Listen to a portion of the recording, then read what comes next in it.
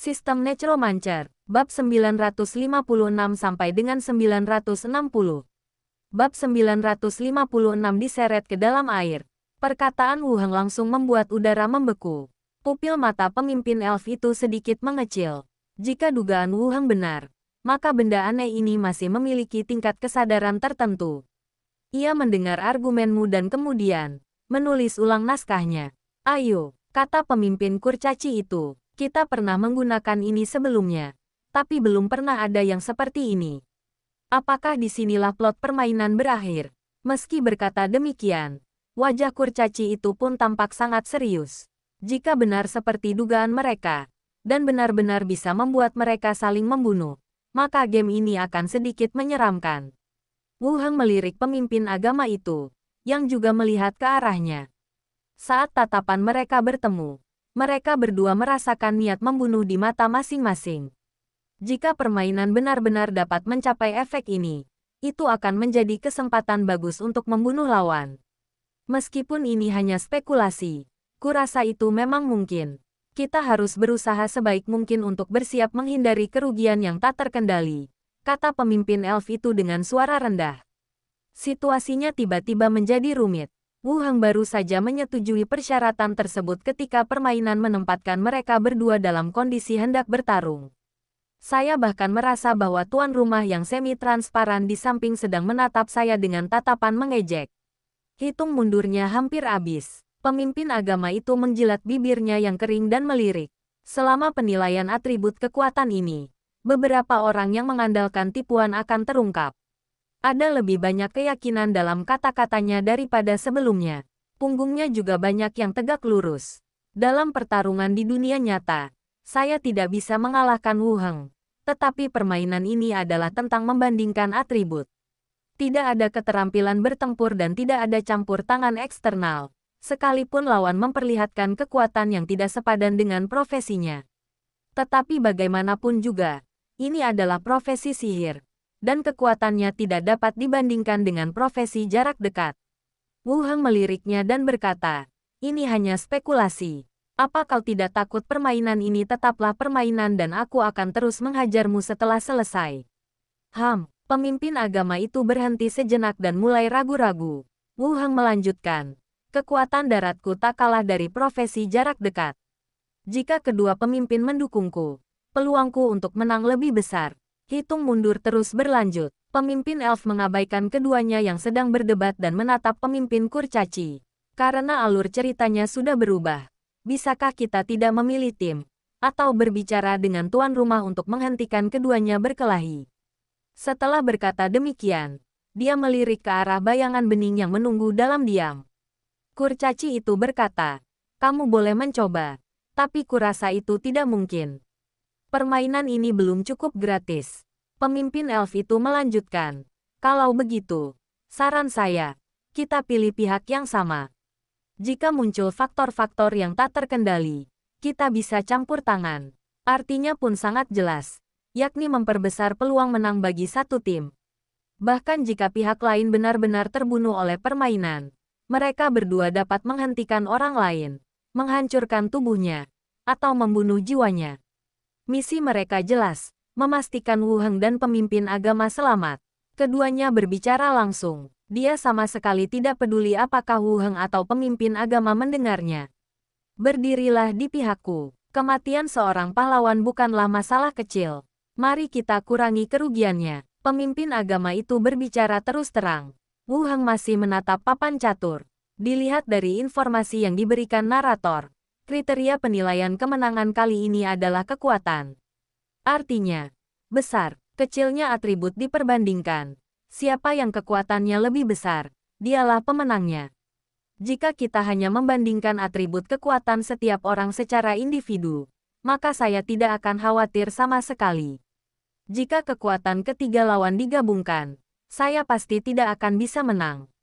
Kemungkinan kedua kecil kemungkinannya. Jika memang kemungkinan kedua, maka tidak ada gunanya menyoroti pertarungan antara keduanya. Kemungkinan besar, tipe pertama adalah membandingkan kekuatan setiap orang secara individual. Tapi ini melibatkan masalah lain. Kalau aku menang dengan kekuatanku sendiri dan membunuh ketiga lawan, Bukankah itu akan lebih merepotkan? Siapa yang tahu berapa banyak pahlawan yang masih dimiliki asosiasi tersebut? Dua pemimpin. Pulau Harta Karun punya ramuan penguat, dan kami sangat yakin bisa mengalahkannya. Wu Heng juga mulai merekrut rekan satu tim untuk dirinya sendiri.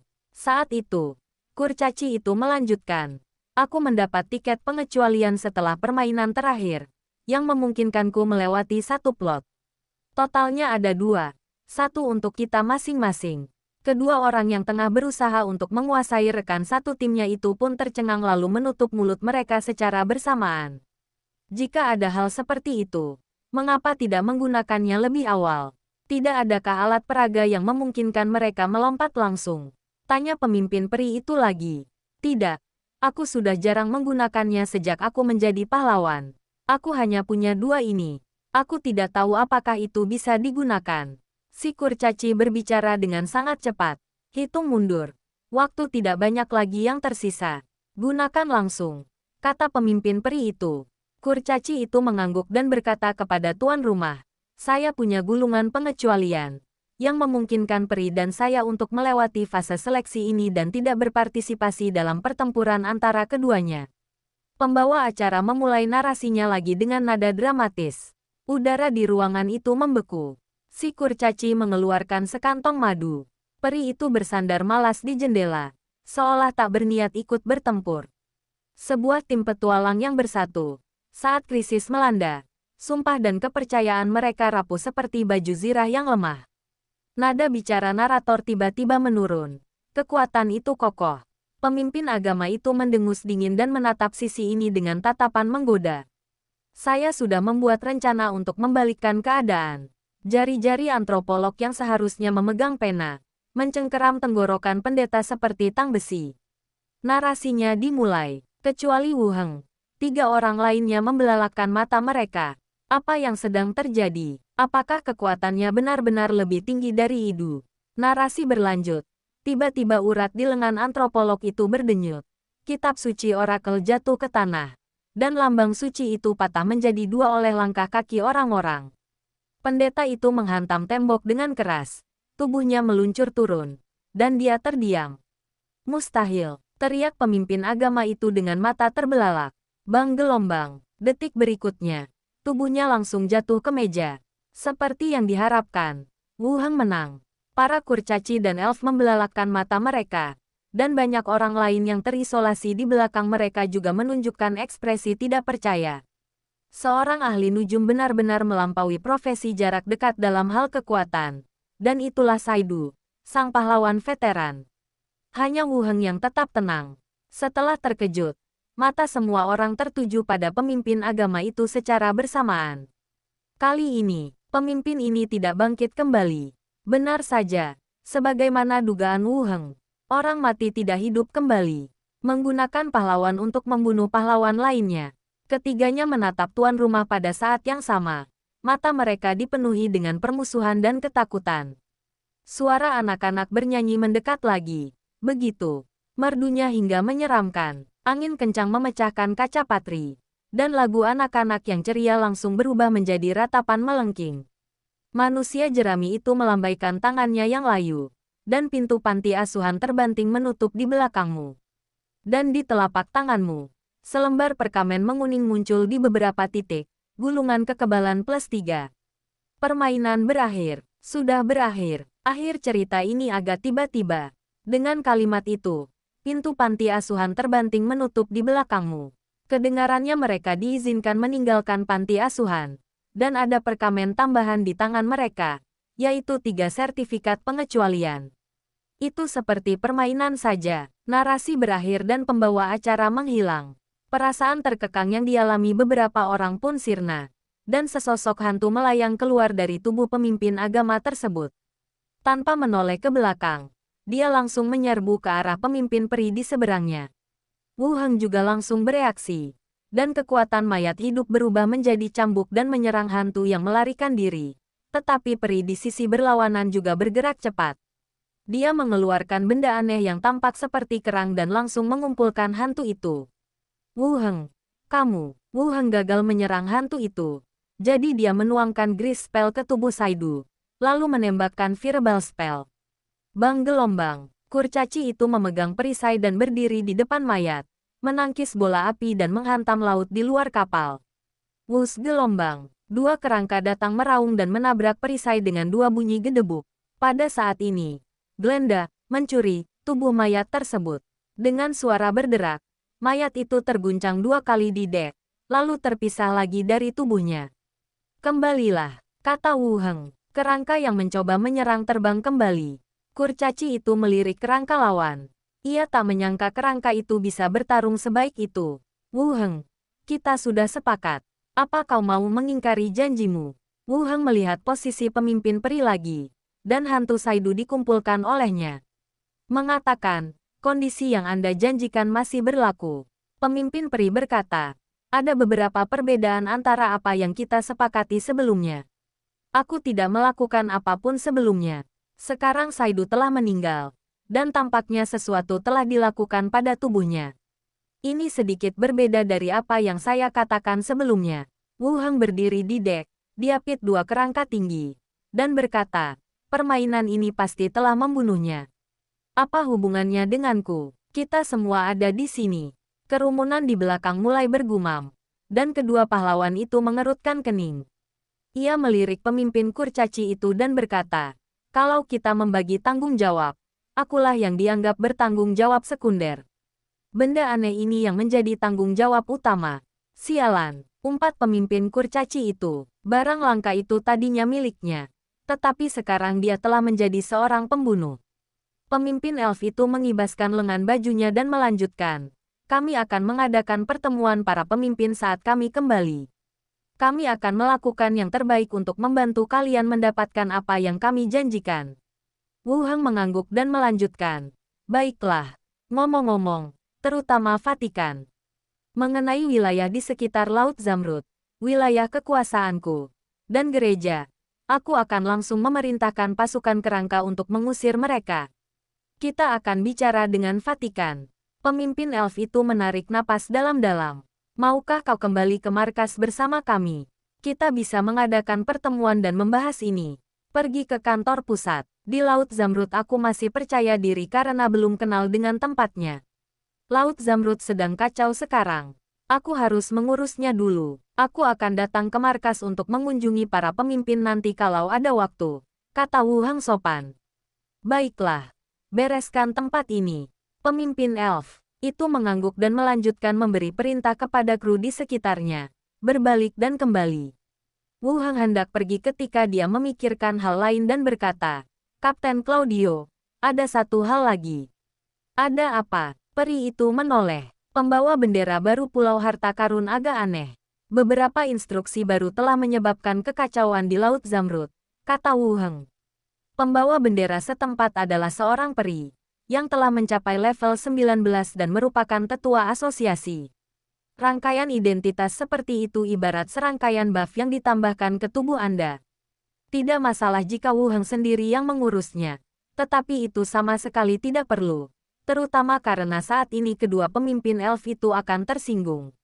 Pemimpin elf itu mengerutkan kening dan berpikir sejenak.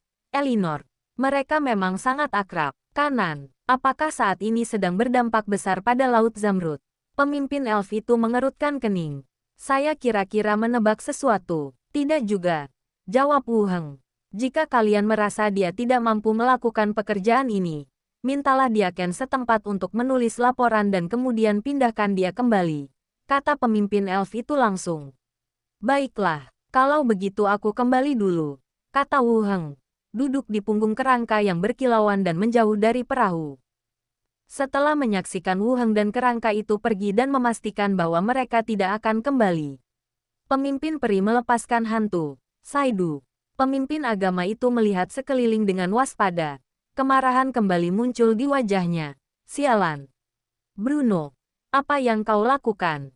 Tanpa benda langka ini, kemungkinan kematiannya akan sangat kecil jika para elf dan kurcaci melindunginya. Penggunaan benda langka ini sebenarnya menyebabkan kematiannya di sini. Si kurcaci berkata, kita pernah menggunakan papan permainan ini sebelumnya, dan hal ini belum pernah terjadi sebelumnya. Benda langka ini diperoleh para kurcaci sejak lama, dan beberapa dari mereka telah mempelajarinya secara terpisah. Memang tidak pernah ada situasi di mana mekanisme permainan telah merugikan siapapun. Pemimpin agama ingin mengatakan sesuatu lagi, tetapi pemimpin elf berkata, kita bisa membahas hal lain saat kita kembali. Pertama, kita perlu menghidupkanmu kembali. Setelah berkata demikian, dia mengeluarkan gulungan yang terukir dengan teknik kebangkitan dari cincin luar angkasa. Pemimpin agama itu mendengus dingin dan melayang di samping mayat itu dengan marah, menunggu untuk ditarik kembali ke dalam tubuhnya. Melalui pertempuran ini, kami juga memperoleh lebih banyak informasi yang sebelumnya tidak kami miliki. Kekuatan bertarung anak laki-laki itu, hantu, kerangka, dan awan jamur yang menghancurkan tubuh hamba dewa. Ini semua adalah informasi yang berharga. Selama tahta suci baik-baik saja, kegagalan ini hanyalah kemunduran sementara. Dia juga seorang pemimpin agama, dan latar belakang tahta suci sudah cukup untuk menghancurkan Treasure Island yang tidak berarti. Setelah menunggu beberapa saat, pemimpin agama itu mendongak dengan bingung dan melihat pemimpin peri memegang gulungan yang robek dengan ekspresi jelek di wajahnya. Ada apa? Pemimpin agama itu mengerutkan kening. Pemimpin peri itu merenung sejenak dan menjawab, mayat itu telah digunakan dengan kekuatan orang mati, jadi mantra kebangkitan tidak akan efektif. Pemimpin kurcaci itu mengangkat alisnya, dan pemimpin agama itu tertegun sejenak, lalu wajahnya berubah menjadi ganas. Wuheng. Sialan, sialan, sialan. Dia pemberontak terkutuk, penyembah berhala, dan kurcaci. Pada titik ini, dia tidak bisa lagi mempertahankan ketenangan dan keteguhan hati seorang pemimpin, dan mengumpat seperti orang gila. Karena tubuhnya tidak dapat dibangkitkan, dia tidak berbeda dengan hantu pengembara. Vatikan, sikapnya terhadap hantu tidak berbeda dengan sikapnya terhadap ahli nujum. Brengsek, kepala peri mendesah. Kalau dipikir-pikir lagi, mayat itu memang mengalami beberapa perubahan ketika para kurcaci mencoba menghentikan kerangka-kerangka itu. Mungkin pada saat itulah Wu Heng melakukan beberapa gerakan. Saidu, tenanglah, ayo kita kembali dulu. Kita akan menemukan cara untuk membangkitkanmu nanti, kata pemimpin elf itu. Ah gelombang, Saidu terus meraung ke arah laut. Kau kembali dulu, saat kita kembali ke markas, kita akan bekerja sama mencari solusi, kata pemimpin elf itu lagi.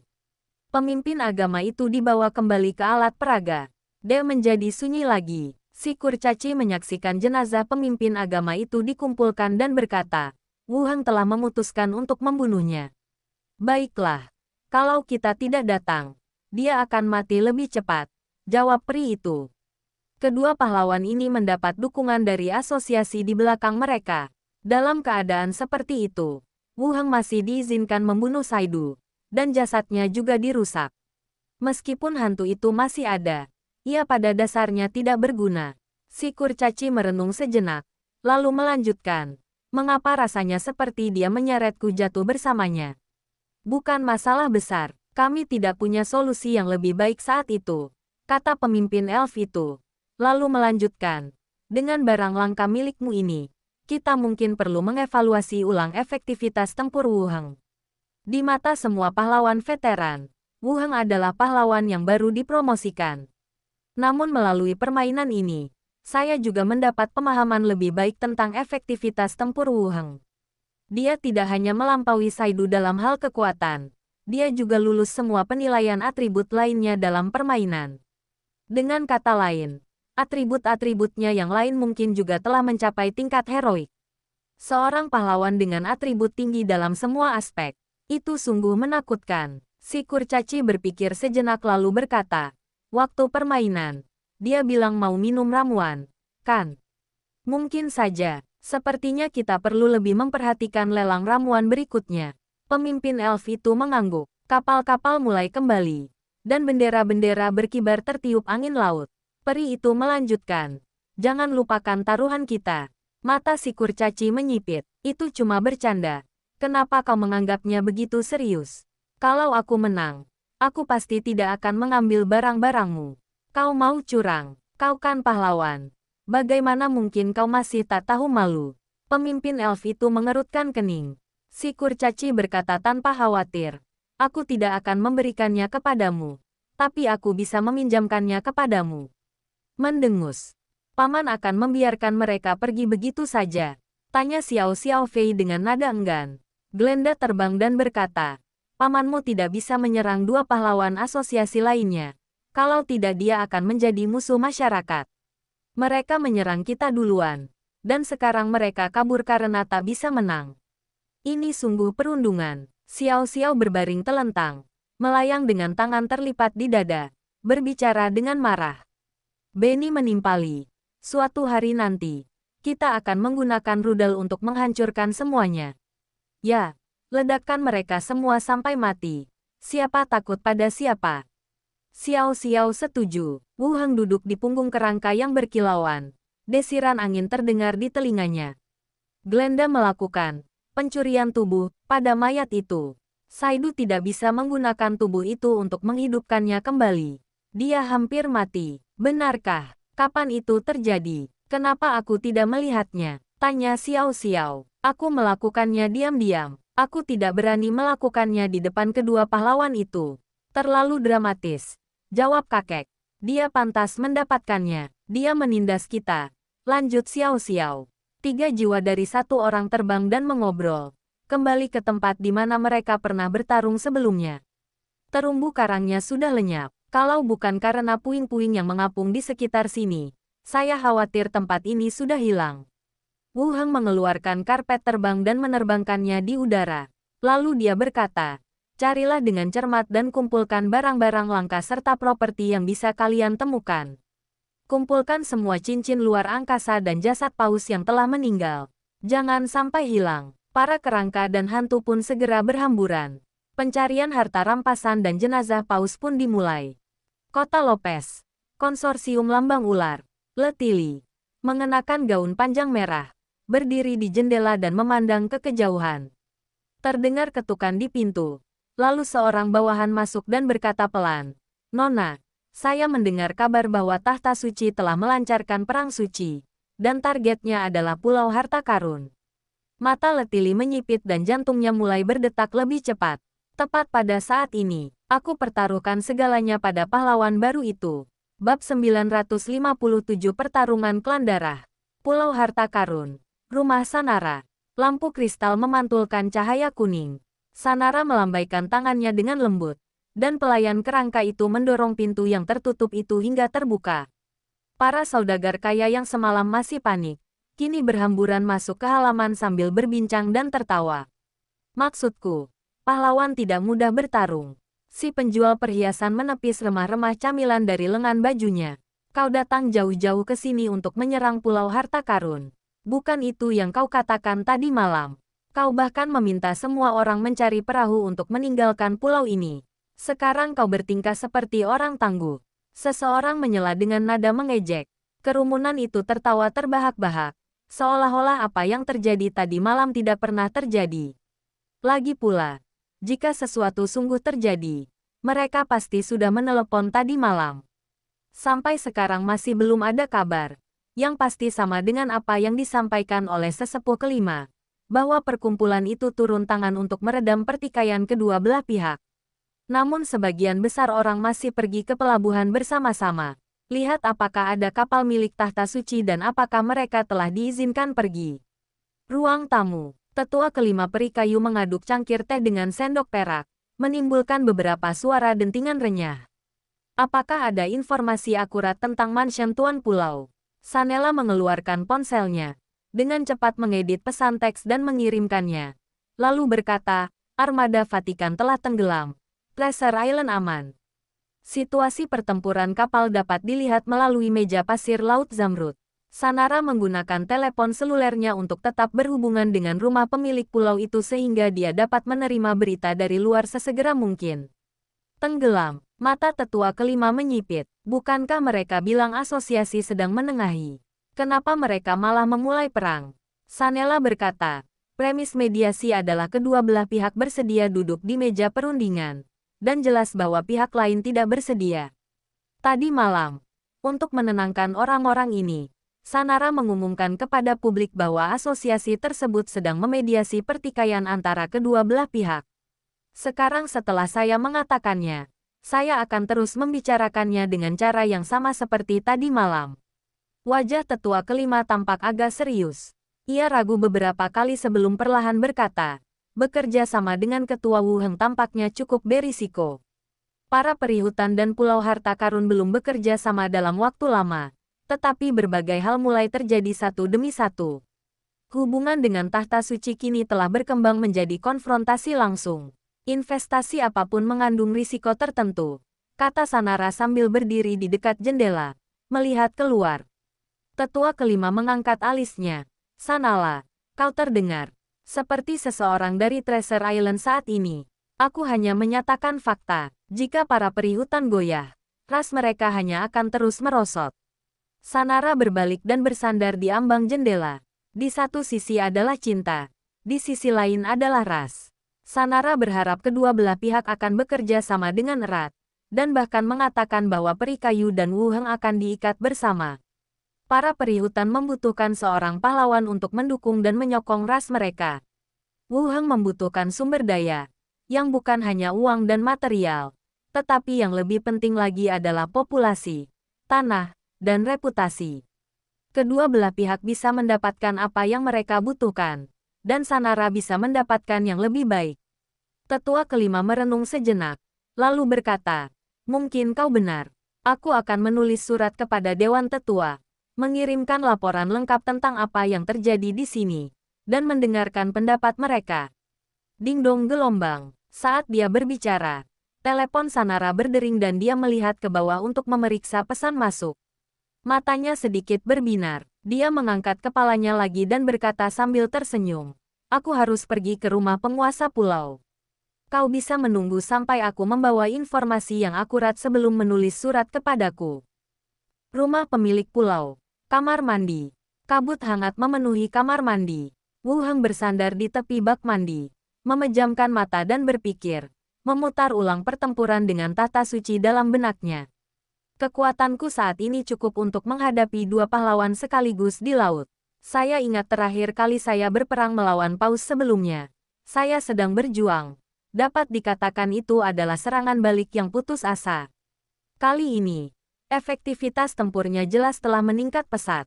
Selain atributnya yang tinggi, ia sangat bergantung pada berkas Zeyinsu. Keterampilan kuno. Wu Heng membuka matanya, menatap langit-langit, dan sedikit mengernyit. Secara logika, mantra dan keterampilan seharusnya terus dioptimalkan dan diperkuat seiring perkembangan zaman. Tetapi kenyataannya warisan kuno tersebut justru lebih mengerikan. Satu Zeyinsu saja sudah bisa membuatnya bertarung melawan dua pahlawan di lautan. Jadi bagaimana kalau dia punya keterampilan yang lebih kuno? Sepertinya aku perlu memperbaiki hubunganku dengan wanita itu, gumam Wu Heng dengan suara rendah. Kita seharusnya bisa mendapatkan informasi lebih banyak tentang keterampilan kuno darinya. Namun, apa yang harus kita fokuskan saat ini adalah dinamika tahta suci dan tanggapan asosiasi tersebut. Penyergapan di laut ini hampir memusnahkan semua jihadis elit yang dikirim oleh tahta suci, dan bahkan paus baru terbunuh di tangan mereka. Apakah ada pahlawan di kuil?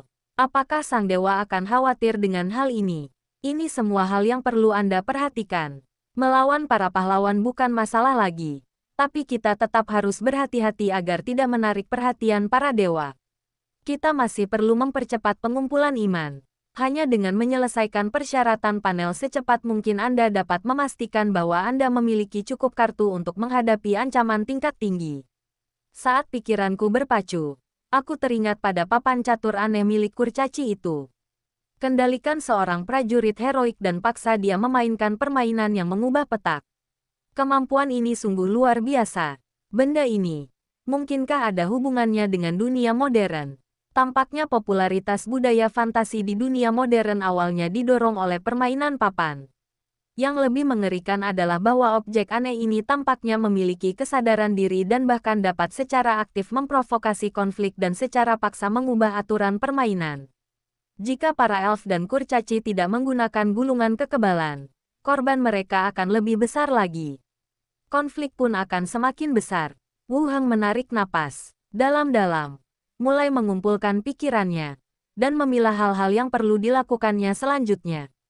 Pertama, Perbaiki hubungan Anda dengan wanita itu. Lebih baik biarkan dia menjadi hantuku. Terikat pada diriku sendiri. Membantuku berarti membantunya. Hal kedua yang perlu diperhatikan adalah markas besar dan tahta suci. Sehingga jika ada bahaya, Anda sudah punya gambarannya. Hal yang paling penting adalah kumpulan keyakinan. Hanya ketika Anda menjadi kuat, Anda dapat memecahkan masalah secara mendasar. Setelah memikirkan semuanya, Wu Heng berdiri dari bak mandi. Tetesan air mengalir di kulitnya yang telah pulih. Tetapi beberapa tanda pemulihan yang belum sempurna masih terlihat. Dia mengambil handuk, menyeka tubuhnya, berganti pakaian bersih, mendorong pintu dan berjalan keluar dari kamar mandi. Ruang tamu di lantai pertama. Tempat itu sudah penuh orang. Xiao Xiaofei duduk di atas meja kopi, dengan penuh semangat menggambarkan adegan pertempuran dengan tahta suci. Kemudian paus dan pemimpin agama itu menyatu dan menjadi pribadi lain dengan 6 sayap dan cahaya keemasan di sekujur tubuhnya. Tangan-tangan kecil itu memberi isyarat, menirukan penampakan dua orang yang menyatu. Beberapa orang yang duduk di dalam ruangan berseru. Para pelayan mencengkeram rok mereka erat-erat, sementara si Lagui dan si Yali ikut menatapnya. Yang paling menakutkan adalah pedang itu. Xiao Xiao tiba-tiba meninggikan suaranya. Pedang itu sangat besar, bahkan lebih besar daripada pedang yang dilepaskan paus terakhir kali. Pedang itu jatuh dengan keras. Banyak wanita di rumah itu juga melebarkan mata mereka, seolah-olah mereka benar-benar melihat pedang raksasa jatuh dari atas kepala mereka. Tadi malam, jika Anda tidak sedang beristirahat di kamar dan melihat ke arah area terjadinya pertempuran, Anda juga bisa melihat cahaya keemasan membubung ke langit. Kemudian dia melanjutkan ceritanya dengan melebih-lebihkan. Dia mengalahkan manusia emas bersayap 6 dari Wu Heng, lalu membunuh paus dan mengejar para pahlawan agama. Bagaimanapun, dia tidak melihat sebagian besar kejadian itu. Dia telah kembali ke tubuh Wu Heng untuk sementara waktu. Tetapi dia mendengar banyak hal dari Granda, ditambah beberapa interpretasinya sendiri. Tuan, apakah Anda mengendarai Sin Shining untuk mengejar pahlawan religius? Mata Catwoman Robe berbinar. Tentu saja, kata Xiao Xiao bangga. Dengan bantuan kita, Paman bisa saja membunuhnya sepenuhnya. Jika para pahlawan dari asosiasi tidak datang belakangan, mereka pasti akan membunuh pahlawan agama itu juga. Wow, Tuan sungguh hebat, seru para pelayan. Lalu melihat mata Xiao Xiao yang penuh harap, mereka menambahkan, Xiao Xiao juga hebat. Hehe, tidak apa-apa. Xiao Xiao tersenyum senang, dibandingkan dengan para pelayan yang gembira dan bersorak-sorai. Sanara, si Lagui dan si Yali yang berdiri di samping, semuanya terbelalak lebar dan belum sadar. Wu Heng membunuh paus lainnya, lalu mengejar pemimpin agama tersebut dan membacoknya sampai habis. Jika armada asosiasi itu tidak datang, kemungkinan besar pemimpin agama itu juga akan tertinggal. Apakah Wu Heng sudah sekuat ini sekarang? Satu orang mampu menghancurkan seluruh armada kuil, membunuh satu pahlawan, dan mengusir pahlawan lainnya. Astaga, bahkan dalam cerita pemilihan pahlawan, konten semacam ini tidak pernah muncul. Setelah sesaat terkejut, Sanara menjadi orang pertama yang tersenyum. Kalau aku balik lagi nanti, aku mau lihat ekspresi apa yang ditunjukkan kelima tetua. Pada saat ini, terdengar suara langkah kaki dari tangga. Semua orang menoleh dan melihat Wu Heng berjalan perlahan. Ujung rambutnya masih basah. Tuan, para pelayan bergegas maju. Wah, anak baik. Wu Heng menepuk kepala beberapa orang, lalu melihat ke arah yang lain di bawah. Semuanya datang begitu cepat. Begitu dia kembali, Wu Heng meminta Mini untuk memberitahu semua orang untuk datang. Yang pertama adalah melaporkan keselamatan. Dan yang kedua adalah menjelaskan apa yang akan terjadi selanjutnya. Sanela bertanya, dengarkan Xiao Xiao, kamu terluka, hanya luka ringan, tapi sudah hampir sembuh. Wu Heng duduk di sofa dan Mini membawakannya secangkir teh. Xiao Xiao segera menghampiri dan berkata, Paman, bersaksilah. Pilipa menuduhku membual. Pilipa berkata, Xiao Xiao, kamu punya keterampilan. Kamu menenggelamkan lebih dari 20 kapal sekaligus. Aku sudah menjadi kapten selama bertahun-tahun, tapi aku belum pernah mendengar keterampilan sehebat itu. Wu Heng tersenyum dan berkata, saat kamu masih baru dan mencapai level pahlawan, kemampuanmu akan lebih dilebih-lebihkan. Xiao Xiao berkata kepada Philippa, seolah berkata, aku tidak berbohong padamu. Kau bukan pahlawan, jadi tentu saja kau tidak tahu. Lagi pula, apa yang bisa dibanggakan? Aku akan sebaik dirimu di masa depan. Philippa memalingkan wajahnya dengan enggan. Ini meringis ke arah Philippa dan terbang ke arah Mini. Sanara bertepuk tangan pelan dan menatap Wu Heng. Kalian mengumpulkan kami di sini. Apa ada sesuatu yang terjadi? Ya, ada beberapa hal. Wu Heng meletakkan cangkir tehnya. Pertama, cabut darurat militer di Pulau Harta Karun dan lanjutkan pelayaran dan perdagangan. Kedua, terbitkan surat kabar terbaru besok, yang melaporkan kekalahan pasukan Vatikan, pembunuhan paus baru oleh saya, dan pelarian para pemimpin agama. Weyer, kau yang akan menangani ini. Telinga rubah Envier berkedut sedikit, dan dia berbisik, Tuan, apakah akan menimbulkan masalah bagi Anda jika surat kabar langsung menerbitkan ini? Karena kita sudah berselisih, mari kita coba meningkatkan pengaruh kita, kata Wu Heng langsung. Sebenarnya idenya sangat sederhana, yaitu untuk meningkatkan pengaruhnya. Hanya dengan melakukan sesuatu yang luar biasa Anda dapat mengumpulkan lebih banyak iman. Saya mengerti. Saya akan mengaturnya sore ini. Envier langsung mengangguk. Poin ketiga, Wu Heng menatap Sanara. Kamu masih bertanggung jawab atas urusan gereja-gereja di berbagai tempat. Segera atur urusannya. Jangan pelit dengan uang. Gunakan sebagaimana mestinya. Di pihak perihutan, beberapa gereja sedang dibangun. Dilihat dari waktunya, seharusnya sudah waktunya. Lagi pula, bangunannya sudah jadi. Dan yang utama adalah beberapa pekerjaan dekorasi. Sanara mengangguk. Aku akan bersiap secepatnya setelah kembali. Aku akan berusaha melakukannya secepat mungkin. Wu Heng melanjutkan.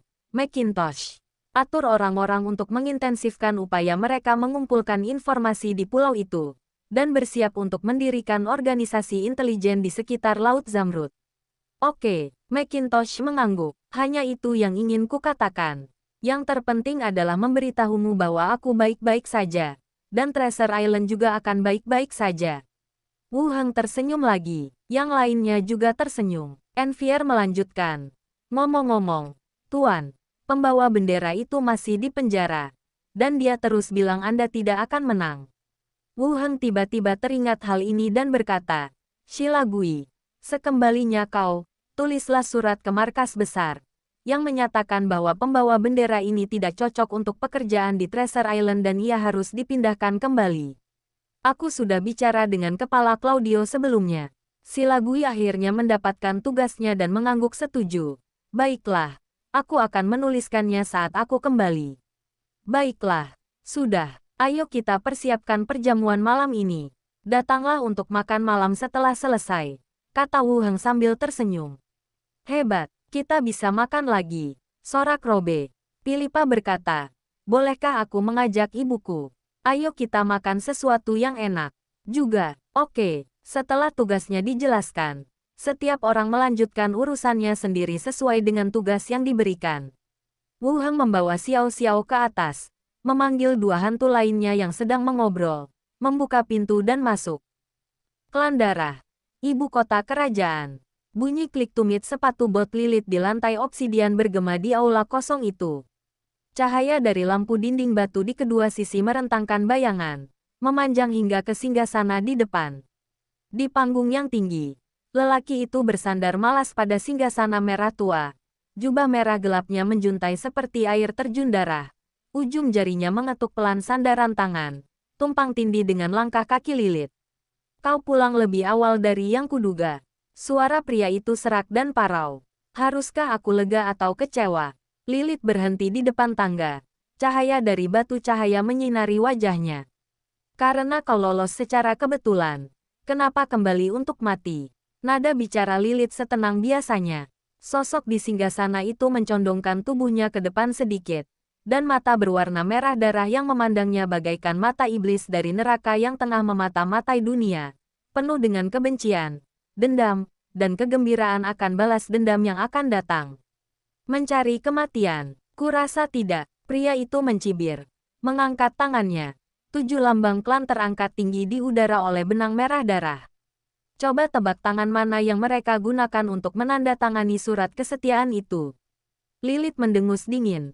Dan ujung-ujung jubahnya bergerak tanpa angin. Pedang-pedang darah mengembun menjadi cincin duri di belakangnya dan tiba-tiba melesat keluar. Hei gelombang, kau lupa siapa yang mengajarimu trik ini? Pria itu ingin bicara. Tetapi detik berikutnya mulutnya menghilang. Kemudian dia segera pulih dan menembakkan pedang berdarah yang sama ke arahnya. Kaca patri itu meledak. Dan dua sosok yang terjerat satu sama lain melesat ke langit malam. Sayap kelelawar Lilith merobek kabut tebal. Tetapi sedetik kemudian tertusuk tongkat merah tua. Lonjakan darah yang tak terhitung jumlahnya menyembur keluar dari tubuhnya. Pria itu mengelus jantung yang berdetak di atas tongkat kerajaan dan mendesah pelan. Setelah bertahun-tahun, kau benar-benar belum membuat banyak kemajuan. Tongkat kerajaan itu tiba-tiba terpelintir dan berubah bentuk. Berubah menjadi ular berdarah yang melilit lehernya. Dalam kabut, tubuh Lilith mulai tersusun kembali. Dan darah terus menetes. Bab 958 Pedang Jagung Sein. Saat aku keluar gerbang, udara dingin menerpa wajahku. Wu Heng menyalakan AC dan menaikkan suhu sedikit. Setelah melepaskan ketiga hantu itu, Xiao Xiao berbalik ke udara dan berkata kepada Benny, "Kakak, ayo kita periksa zombie-zombie itu." Benny mengangguk dan terbang bersamanya. Wu Heng duduk di depan monitor. Sementara Glenda dengan tenang melayang di sampingnya sambil berkata, "Kekuatan rudal ini sungguh mengerikan." Granda selalu percaya bahwa keuntungan terbesar dari rudal adalah kemampuannya untuk menyerang dengan tepat. Lagi pula, ketika pangkalan Korea Selatan mencoba menggunakan satelit untuk mengunci Wu Heng, semua orang di pangkalan itu sangat gugup. Melihat efek nyata kali ini cukup mengejutkan. Satu peluru merobohkan hamba dewa yang merupakan gabungan antara paus dan pemimpin agama tersebut, hanya menyisakan sepotong tubuhnya yang jatuh ke laut dan ditemukan kembali. Kekuatannya bisa dikatakan tak kalah hebat dari jurus pamungkas yang dilepaskan oleh pelayan dewa, pedang raksasa yang menjulang ke langit. Hal yang paling penting adalah ada beberapa di antaranya di Pulau Harta Karun, dan Anda dapat membuang semuanya. Menakutkan untuk memikirkannya. Wu Heng tersenyum dan berkata, "Ya, sudah kubilang senjata modern juga sangat kuat." Glenda terdiam sejenak. Matanya berkedip-kedip. Seandainya saja bisa diproduksi massal seperti peluru artileri biasa, ambang batas untuk rudal akan lebih tinggi. Wu Heng mengeluarkan mantel hitam dari cincin antariksanya dan memakainya. Tapi informasinya masih ada. Produksi hanya masalah waktu. Semua negara telah menyimpan informasinya. Wu Heng memiliki informasi tentang pangkalan Korea. Kalian juga bisa bertukar dengan pangkalan lain. Lain kali kalian bertemu musuh, lemparkan rudal ke sana dulu. Saran Granda. Wu Heng mengangkat alisnya. Taktik yang bagus. Saat aku membuka pintu, koridor dipenuhi hawa dingin yang menusuk tulang. Glenda melayang ke samping dan bertanya, "Kamu mau pergi kemana?" "Pergi ke koroner dan ambil organ dalamnya. Mungkin akan berguna nanti." Wu Heng berjalan keluar. Glenda bergumam, "Kau sungguh tidak menyia-nyiakan apapun. Di masa lalu, mayat akan dikirim ke kamar mayat asosiasi untuk diautopsi oleh petugas koroner di sana. Namun kali ini jenazahnya adalah jenazah paus. Jadi agak kurang tepat jika dikirim ke sana. Ada juga seorang pemeriksa mayat kerangka di penjara, yang dulunya bertanggung jawab untuk membedah beberapa organ dari zombie dan memberikannya kepada kerangka alkimia sebagai bahan percobaan." Memasuki kamar mayat, Wu Heng mengeluarkan tubuh paus dan berkata, "Keluarkan organ-organ dalamnya dan masukkan ke dalam toples organ."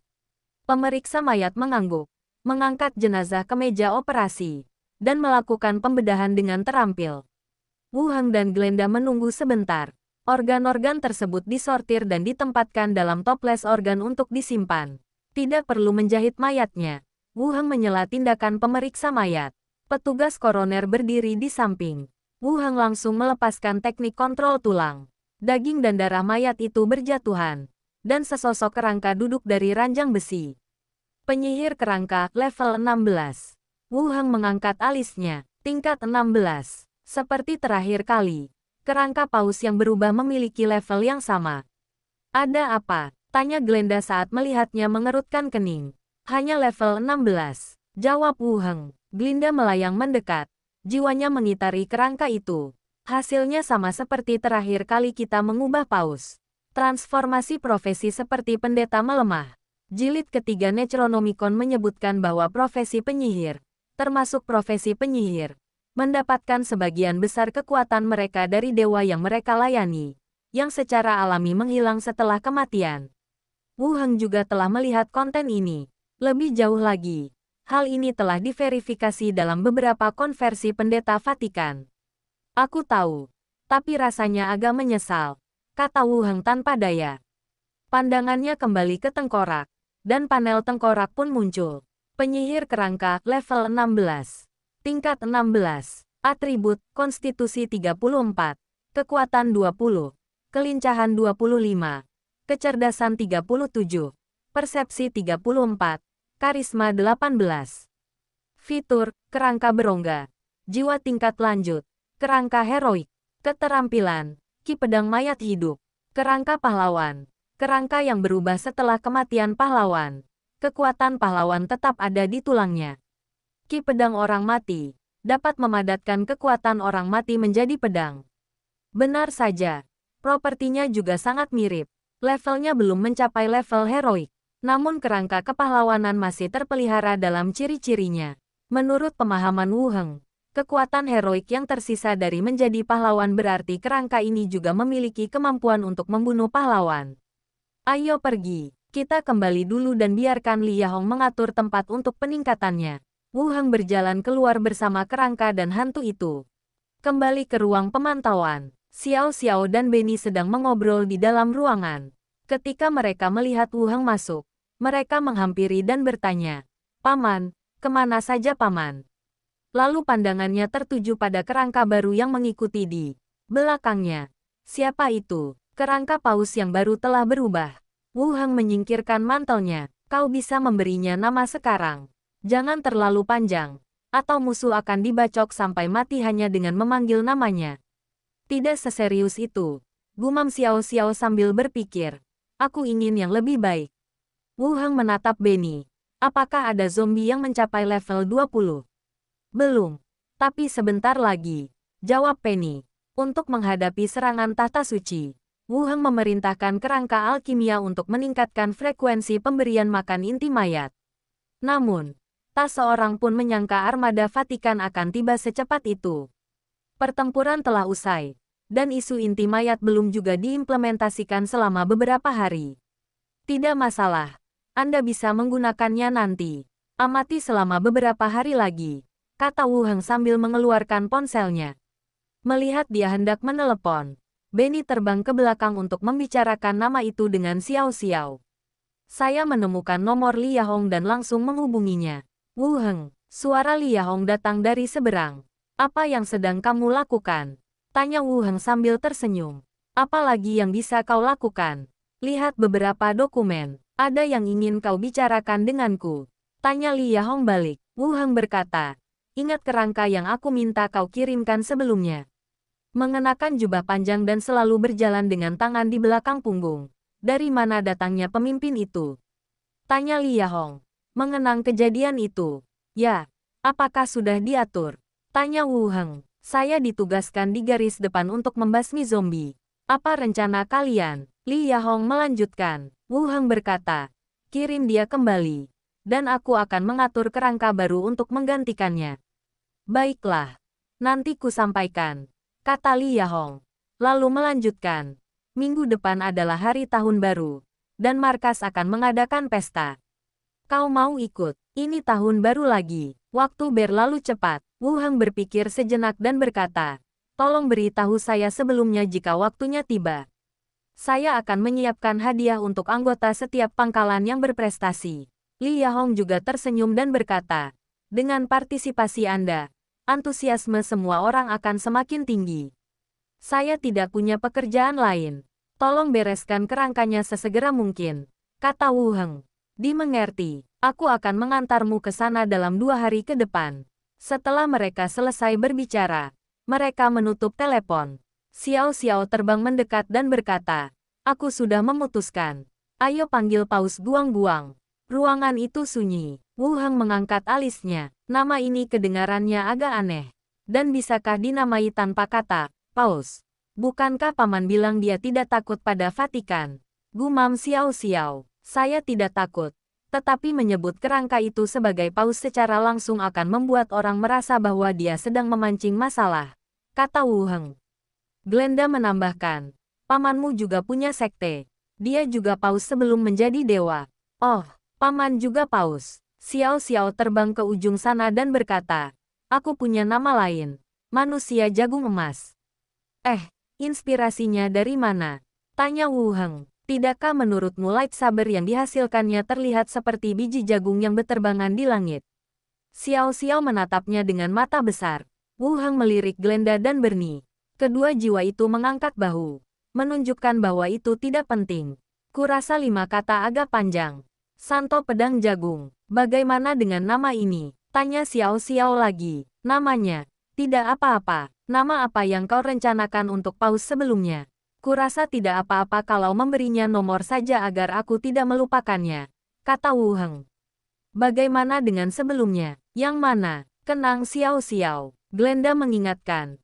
Itulah yang dibunuh pamanmu saat serangan Solo terakhir di pulau itu. Oh, bukankah aku yang menamainya? Baiklah, yang sebelumnya disebut pedang jagung Sein nomor 1. Dan yang ini akan disebut nomor 2, kata Xiao Xiao. Wu Heng berkata kepada kerangka itu, mulai sekarang, kau akan dipanggil Santo Pedang Jagung No. 2. Kerangka itu mengangguk dan terus berdiri di samping dengan sopan. Tinggal di kamar bersama hantu untuk sementara waktu. Matikan AC dan kembali ke Treasure Island. Saat senja menjelang, makan malam di rumah pemilik pulau dimulai. Lampu-lampu terang membuat seluruh restoran terasa hangat dan elegan. Para wanita duduk mengelilingi meja panjang. Rok mereka terbentang seperti kelopak bunga di sekeliling kursi mereka. Sanara dengan anggun memotong daging panggang, melirik para elf bersaudari yang berpakaian sama indahnya. Kemudian ia kembali menatap Wu Heng. Aku memberitahu tetua kelima tentang kemenanganmu atas tata suci. Dan beliau juga menulis surat kepada Dewan Tetua. Tidak ada niat untuk menyembunyikan masalah ini. Dan koran tersebut akan dijual besok. Tidak masalah apakah Anda mengatakannya atau tidak. Bagaimana sikap tetua kelima? Tanya Wu Heng penasaran. Sanela berkata, sikap macam apa yang bisa dia tunjukkan? Selain terkejut, dia akan menuliskan detailnya dalam surat dan membiarkan Dewan Tetua yang mengambil keputusan. Tapi kupikir peri kayu akan meningkatkan kerjasama mereka dengan Pulau Harta Karun. Silagui dan Siali yang berdiri di sana, makan sedikit demi sedikit. Tetapi telinga mereka tetap tegak. Mereka tahu bahwa peri kayu dan Pulau Harta Karun sangat dekat, berkolaborasi dalam banyak hal, dan sekarang terdengar seperti hubungan mereka lebih dalam dari yang mereka duga. Wu Heng berkata, kita lihat saja nanti bagaimana sikap Dewan Tetua.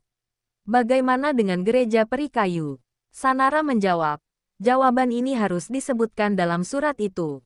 Wu Heng mengangguk untuk menunjukkan bahwa dia mengerti. Kemudian, Envier menyebutkan situasi penjualan koran besok, dan kemudian semua orang mulai mengobrol santai. Tatapan Wu Heng tertuju pada wanita gemuk bergaun biru muda yang berdiri di samping Philippa. Millicent. Ibu Philippa, Millicent. Level berapa kamu? Wu Heng tiba-tiba berbicara, dan obrolan di meja menjadi jauh lebih tenang. Gulungan kariernya diberikan kepadanya oleh Wu Heng. Sebelumnya, saat Treasure Island masih belum stabil, dia bertugas sebagai mata-mata untuk memberikan informasi intelijen bagi dirinya sendiri.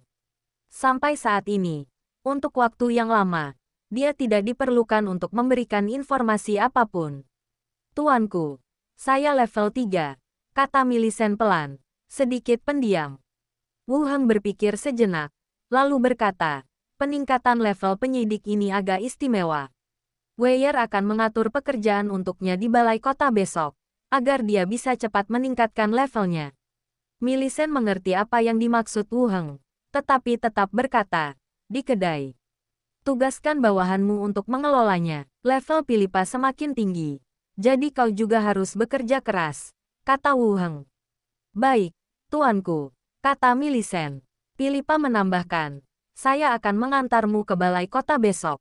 Setelah membicarakan beberapa hal, para wanita itu melanjutkan obrolan tentang hal-hal menarik di pulau itu, dan sesekali terdengar tawa renyah.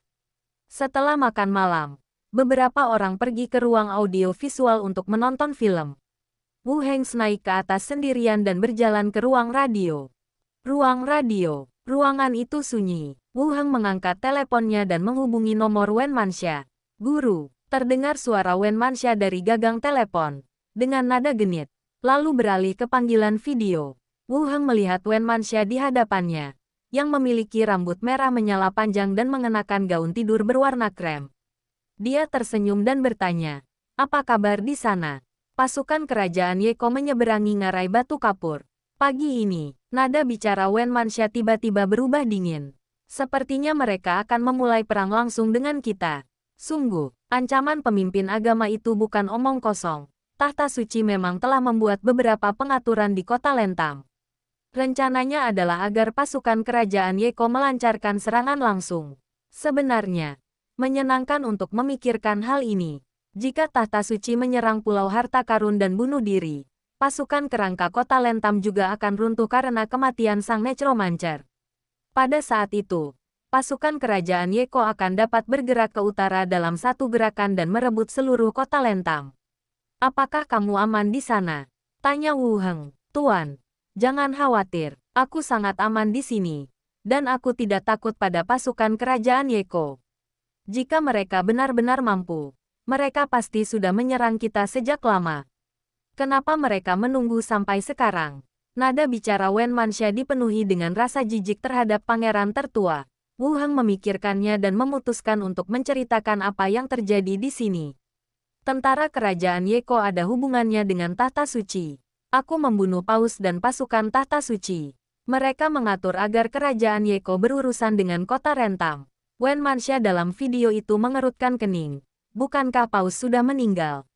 "Paus yang baru?" Mata Wen Manxia terbelalak. "Paus baru itu terbunuh lagi. Sudah sejauh mana tuannya melangkah? Dia membunuh setiap orang yang menjabat seperti Paus. Rasanya lebih cepat daripada pergantian pemimpin geng di kota Rentam." Wu Heng melanjutkan, "Besok aku akan mengatur beberapa kerangka level 20 untuk pergi dan melindungimu. Jika gereja turun tangan, mereka pasti akan mengirim beberapa ahli ke sana." Wen Manxia tersadar dan berkata, "Aku baik-baik saja. Kerangka yang kau tugaskan untukku seharusnya bisa mengatasinya. Lebih baik berhati-hati. Jika ada bahaya, bawa putrimu dan gunakan gulungan itu untuk pergi," saran Wu Heng. "Baiklah, aku akan mendengarkan guruku." Wen Manxia tersenyum. Wu Heng berpikir sejenak dan melanjutkan, "Insinyur mekanik yang saya kirim sudah terlindungi dengan baik. Kita hanya punya sedikit orang, jadi jangan sampai ada yang salah. Jangan khawatir. Selain istana Tuan Kota, merekalah yang paling aman," kata Wen Manxia sambil tersenyum. Lalu, Wen Manxia menggendong putrinya. Wu Heng menggoda putrinya sebentar lalu menutup telepon. Lalu, dia memanggil Lilith lagi, tetapi tidak ada yang menjawab. Pasti cincin itu dimasukkan ke dalam cincin luar angkasa. Dilihat dari waktunya, Lilith seharusnya segera mencapai wilayah vampir. Tunggu dia menjawab telepon dan menanyakan tempatnya. Seharusnya tidak menjadi masalah bagiku untuk pergi dan menghadapi pahlawan vampir itu bersama-sama. Tunggu pihak lain menelepon kembali. Kembali ke ruang belajar, 3 hantu melayang ke samping. Tak jauh dari situ, Ghost Lady juga melayang di atas Demonic Soul Pot, mengendalikan stylus dengan telekinesisnya untuk menyeret layar tablet. Dia punya kemampuan belajar yang cepat. Hanya setelah 2 kali terpapar, dia sudah bisa menggunakannya. Wu Heng duduk di kursi, mengetuk sandaran tangan dengan ujung jarinya. "Jika kau berjanji tidak akan membuat masalah," Wu Heng menatap permaisuri dan melanjutkan, "aku bisa membiarkan Glenda dan yang lainnya mengajakmu keluar untuk menghirup udara segar." Hantu yang sedang menonton film itu berbalik dan melihat ke arahnya. Matanya waspada. "Apa rencanamu?" Bab 959 Balada. Wanita hantu itu menatapnya dengan waspada. Wu Heng bersandar di kursinya, menggosok-gosok sandaran tangannya. "Kau sudah jadi tawanan. Apalagi yang bisa kulakukan? Sekarang pulau ini aman dan turisnya lebih sedikit. Aku berencana membiarkanmu keluar untuk menghirup udara segar. Kalau kau tidak mau, lupakan saja. Sang ratu menyipitkan mata rubahnya. Tahta suci menyerang. Ini untuk membuatmu tiba-tiba merasa baik. Berita yang diterimanya masih tentang rencana Vatikan untuk menyerang Treasure Island. Wu Heng tiba-tiba ingin mengajaknya keluar untuk menghirup udara segar, yang membuatnya sangat curiga bahwa pasukan Vatikan sedang dalam perjalanan. Hal ini membuat anak lelaki itu baik hati dan membiarkanku melihat wilayah yang dibangunnya sebelum melarikan diri. Bibi, Xiao, yang sedari tadi menguping, langsung terbang mendekat. Bibi mirip penjahat mencurigakan di drama-drama kostum kuno itu. Itulah jenisnya. Ia mencubit lehernya sendiri dan menirukan nada bicaranya. Aku tidak percaya. Ini pasti jebakan yang dibuat orang jahat. Si ratu, anak nakal, memutar matanya ke arahnya. Meskipun saya tidak begitu mengerti sebagian isinya, saya tahu itu bukan hal yang baik. Benny pun melayang dan berkata, "Jangan khawatir. Armada Vatikan telah tenggelam di Laut Zamrud, dan kedua pahlawan itu telah diusir. Hanya mengandalkan dia sebagai pahlawan yang baru dipromosikan beberapa bulan lalu." Sang ratu mencibir. Xiao mencubit pinggangnya dan berkata, "Jangan meremehkanku. Kita telah membunuh seorang paus, dan pemimpin agama itu hanya bisa berubah menjadi hantu dan melarikan diri. Dia jauh lebih kuat darimu." Sang ratu menatap Wu Heng dengan curiga. Yang terakhir berkata, "Tidak perlu berbohong kepada Anda. Masalah tahta suci telah diselesaikan, dan untuk waktu yang lama. Tidak akan ada masalah sama sekali." Xiao menambahkan, "Kami juga membunuh paus sebelumnya." Setelah berkata demikian, dia menegakkan dadanya. Ratu mengerutkan kening dan berdiri di sana untuk waktu yang lama tanpa membuat gerakan apapun. Dia telah membayangkan kemungkinan yang tak terhitung jumlahnya. Pelarian Wu Heng yang tergesa-gesa, pembantaian berdarah Vatikan di Treasure Island, dan bahkan pelariannya sendiri selama kekacauan. Tetapi dia tidak pernah menduga hasil ini. Terlebih lagi, paus sebelumnya juga dibunuh oleh Wu Heng. Kok dia tidak mendapat beritanya? Kalau saja dia punya informasi ini, dia pasti tidak akan memanfaatkan pendeta wanita itu untuk menjebaknya. Wu Heng melanjutkan, "Aku khawatir kamu akan bosan. Kalau kamu tidak mau keluar, lupakan saja. Kamu bisa menonton film di rumah saja." Nada bicara sang ratu tegang. Ia memalingkan muka dan bertanya dengan marah, "Apa syaratnya? Bagaimanapun juga, saya masih ingin keluar dan melihat dunia. Tidak ada seorang pun yang ingin dikurung dalam pot jiwa iblis sepanjang hari." Dan ketiga hantu ini mengobrol setiap hari dan membicarakan banyak hal di luar. Itu membuatnya ingin keluar dan melihat lebih jauh. Wu Heng tersenyum dan berkata, "Pertama, ikuti Glenda. Kedua, jangan sakiti siapapun." Hanya itu, kecurigaan ratu semakin kuat. "Selain ini, tidakkah ada hal lain yang ingin kau tukarkan?" "Aku tidak punya persyaratan apapun.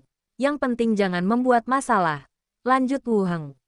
Saat ia berbicara, sebuah cahaya tiba-tiba muncul di kejauhan di luar jendela. Semua lampu jalan di Treasure Island menyala.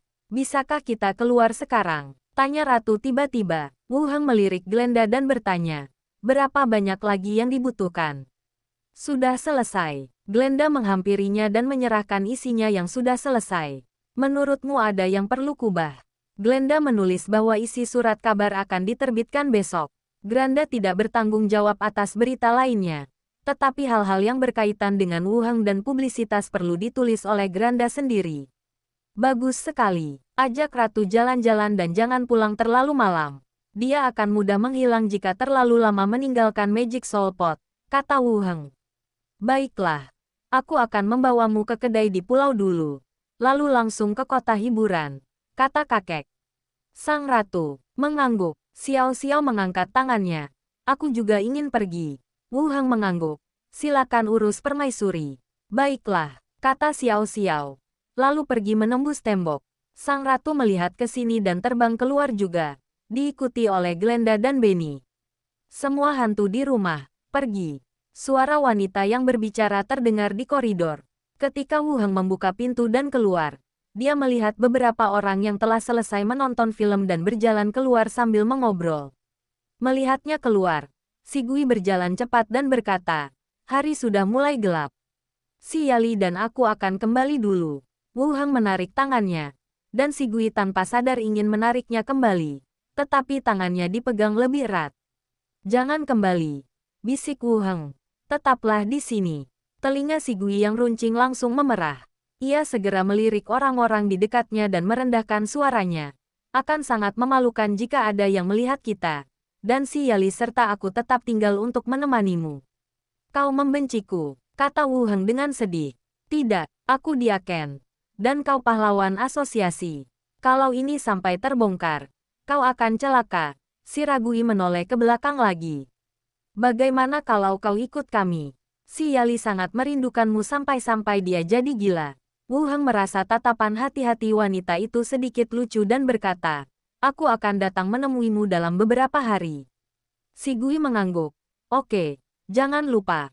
Setelah berkata demikian, dia berbalik dan berpura-pura tidak terjadi apa-apa sambil berjalan kembali ke tempat Sanara dan yang lainnya berada. Wu Heng dan para pelayan mengantar kedua saudari itu ke gerbang rumah pemilik pulau. Menyaksikan kereta itu perlahan menghilang. Pintu ditutup lagi dan beberapa orang mulai bersiap untuk beristirahat. Kamar tidur. Wu Heng berbaring di tempat tidur dan menunggu sebentar. Lalu Sanara mendorong pintu hingga terbuka dan masuk.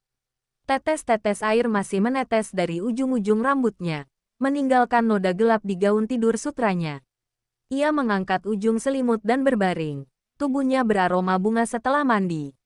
Wu Heng melingkarkan lengannya di pinggangnya dari belakang, dan meletakkan telapak tangannya di perutnya yang rata. Sanela menepuk punggung tangannya dengan lembut. Suaranya penuh dengan teguran. Aku sangat khawatir sampai tidak bisa tidur tadi malam. Jangan membuat keributan hari ini. Terima kasih atas kerja kerasmu. Wu Heng membalikkan tubuhnya, membelai pipinya dengan ujung jarinya, lalu menundukkan kepalanya dan mencium bibir lembutnya. Sanara ingin beristirahat, tetapi dia segera luluh dalam ciuman itu dan menanggapi dengan lembut dan halus. Saat mereka berpisah, napasnya sedikit tidak teratur. Apa susahnya aku? Tangan Wu Heng menyelinap ke bawah ujung gaun tidurnya. Telapak tangannya menekan lekuk pinggangnya. Denganmu di sini, aku berani mencobanya. Sanara tiba-tiba berbalik dan menekannya. Rambut panjangnya tergerai seperti air terjun. Konflik antara kau dan Vatikan telah mereda. Aku ingin memindahkan distrik komersial ke kota Netale untuk mengurangi dampak konflik dengan Vatikan. Wu Heng menopang pinggangnya dan berkata, tunggu sebentar lagi. Pangeran tertua kerajaan Yeke juga bekerja sama dengan tahta suci untuk mengirimkan pasukan. Mari kita lihat situasinya nanti dan buat rencana. Kerajaan Yeko telah mengirim pasukan. Sanara mengerutkan kening. Tidak apa-apa, kita telah mengalahkan tahta suci. Sisanya hanyalah masalah kecil, kata Wu Heng sambil membalikkan badan dan menutupinya dengan bayangan. Kata-kata itu menghilang dalam napas yang terjerat. Keesokan harinya, di Golden Cell Tavern, pemimpin agama itu, Saidu, tertawa terbahak-bahak. Wu Heng, apa kau tidak merasa benar? Apa kau tidak ingin melindungi pulau ini? Hari ini, aku akan membuatmu menyaksikan pulau ini menghilang di depan matamu sendiri. Dan penduduk pulau ini mati karenamu. Di atas panggung, suara sang penyair tiba-tiba meninggi, menirukan ekspresi perjuangan pemimpin agama. Kutukan pun terdengar dari para penonton. Pemimpin agama ini sama sekali tidak terlihat seperti seorang pemimpin. Karena tidak mampu mengalahkan penguasa Pulau Wu Heng, ia justru ingin membalas dendam dengan merenggut nyawa para profesional biasa di pulau itu. Apa bedanya mereka dengan perampok geng itu? Sang penyair membiarkan kutukan-kutukannya yang penuh amarah bergema, lalu tiba-tiba mengubah nadanya, menjadi cepat dan melengking. Saat ini, langit dipenuhi deru sayap-sayap tulang yang berkibar. Pelayan tengkorak sang penguasa pulau mengepakkan sayapnya dan terbang di atas, memimpin sang penguasa pulau dalam pengejaran. Ekspresi Saidu langsung berubah. Lalu dia berbalik dan lari seperti anjing tenggelam yang dikejar sirene. Tapi bagaimana mungkin penguasa pulau membiarkannya pergi? Ia mengejarnya sepanjang jalan, menggunakan ombak sebagai pedangnya dan angin kencang sebagai pedangnya. Sebelum ia sempat melarikan diri ke armada asosiasi, penguasa pulau memotong-motong tubuhnya. Ia berubah menjadi hantu dan dilindungi oleh orang-orang asosiasi. Dia mendesah pelan. Ah gelombang. Sayang sekali dia hanya kurang satu langkah. Kalau tidak, penguasa pulau pasti yang terbaik saat ini melawan dua pahlawan sendirian. Terjadi keributan diskusi di antara orang banyak, dan Pup menjadi gempar. Lalu sang penyair mengambil harpa dan mulai bersenandung mengikuti alunan melodi itu. Lihat, salib putih menyembunyikan matahari pagi. Suara derap kaki besi tersembunyi dalam himne. Mereka mengatakan, para penganut ajaran sesat harus dikubur di dalam ombak. Namun dia membakar lumbung nelayan itu dengan obornya. Pedang hakim itu ternoda oleh air mata anak-anak. Kardinal berbohong sambil menghitung koin emas. Mereka berkata, ini adalah kehendak para dewa. Tapi ombak meludahi tongkat kerajaan yang kotor ini. Gempa dahsyat datang dari pulau harta karun. Terumbu karang memancarkan cahaya zamrud. Dia turun ke ombak seolah-olah di atas cincin bintang. Di tangan kirinya ada cakram emas. Dan di tangan kanannya ada tongkat kehidupan. Dia berkata, pulau saya tidak akan tunduk pada dewa-dewa palsu. Dan dia berkata, rakyatku adalah hatiku. Nyanyian merdu menyebar ke seluruh kedai. Dan para nelayan serta anak-anak yang lewat pun ikut bersenandung. Meskipun aku selalu tahu bahwa penguasa Pulau Wuheng adalah seorang jenius yang sangat berbakat, aku tidak pernah menyangka bahwa dia akan menghadapi seluruh pasukan tahta suci dan dua pahlawan sendirian. Terlebih lagi, setelah membunuh seorang paus, tubuh fisik pemimpin agama lain juga terbunuh, dan hanya jiwanya yang nyaris diselamatkan oleh tim asosiasi. Desis gelombang, Tuan Pulau sungguh hebat. Di sudut kedai, beberapa orang luar berpakaian seperti pengusaha berwajah pucat. Salah satunya adalah seorang pria jangkung kurus berkacamata berbingkai emas. Gelas anggur di tangannya sudah miring, dan anggur kuningnya meresap ke jubah mahalnya.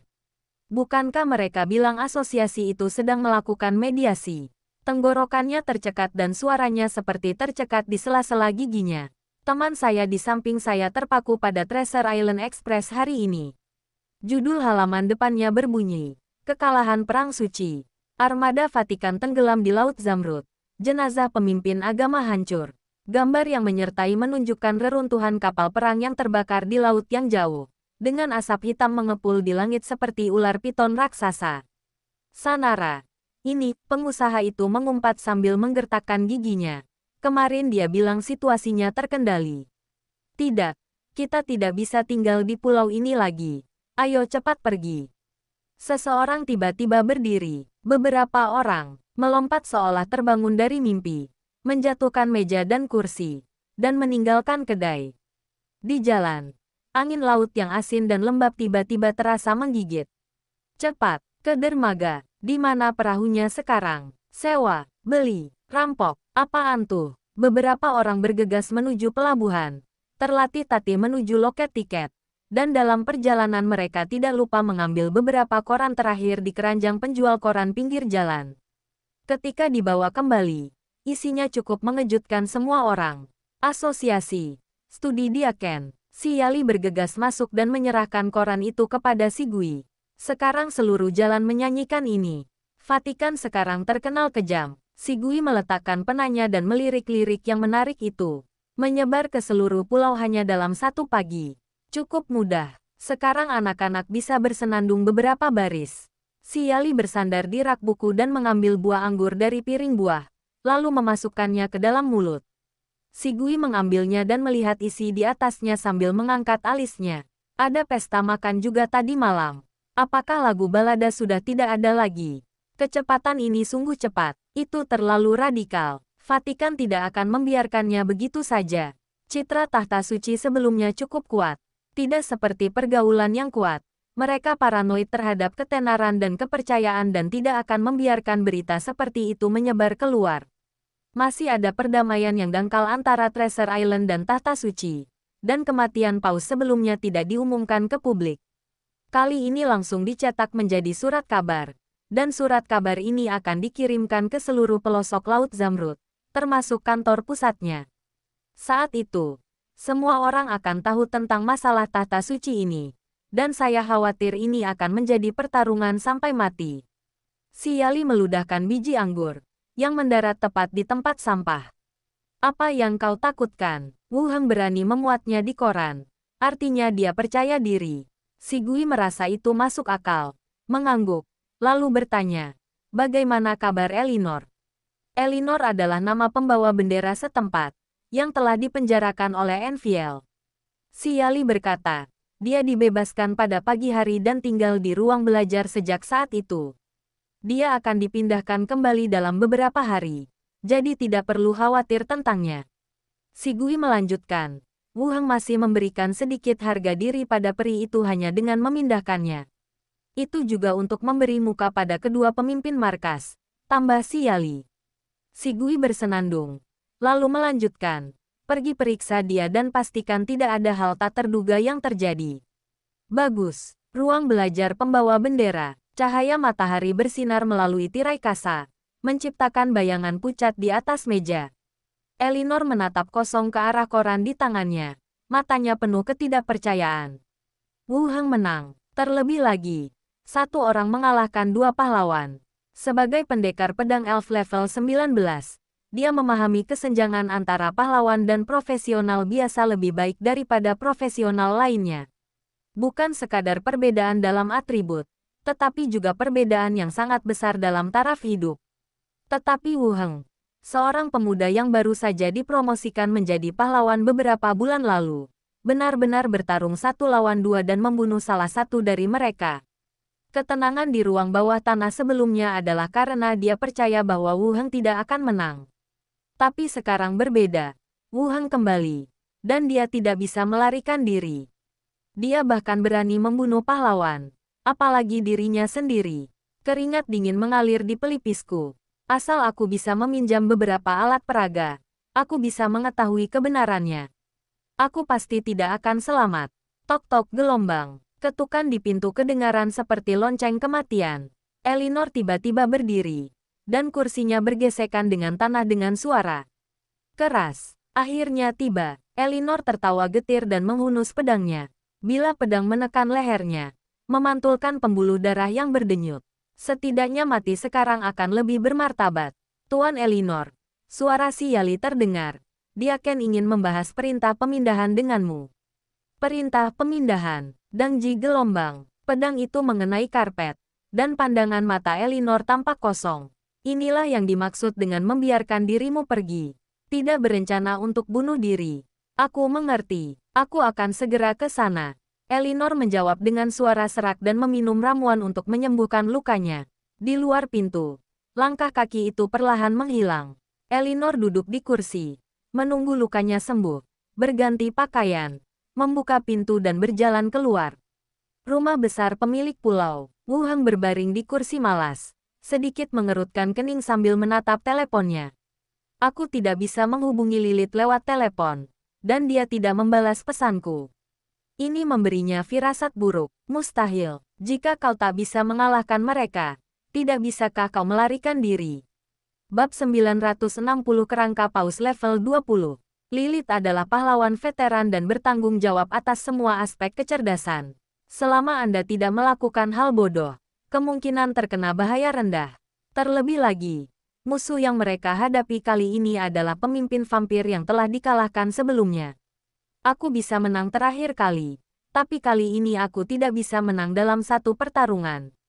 Agak tidak realistis. Setelah memikirkannya, aku merasa tidak mungkin terjadi apa-apa pada Lilith. Kecuali aku akan mati, atau musuhnya sama sepertiku dan menyembunyikan beberapa kartu truf. Memikirkan hal ini, Xiao Xiao dengan gembira terbang kembali dan berteriak, "Paman!" Semua orang di jalan menyanyikan lagu itu, bahkan lelaki tua penjual ikan pun menyenandungkannya. Lagu yang mana? Wu Heng menyimpan teleponnya, yang itu, yang dimana uskup menghitung koin emas lalu membakar lumbung. Aku lupa liriknya. Xiao Xiao berputar di udara. Siapa yang menulis liriknya? Wu Heng akhirnya menyadari. Karya agung Bibi Glenda seharusnya merupakan karya yang digubah ulang oleh penyair. Sementara lelaki dan jiwa itu berbicara, Glenda dan Benny terbang kembali, diikuti oleh wanita hantu yang telah pergi bersama mereka. Benny berkata, surat kabar telah memberikan respons yang baik. Vatikan telah sepenuhnya didiskreditkan. Bahkan jika mereka diizinkan membangun gereja di pulau itu sekarang, penduduknya tidak akan setuju.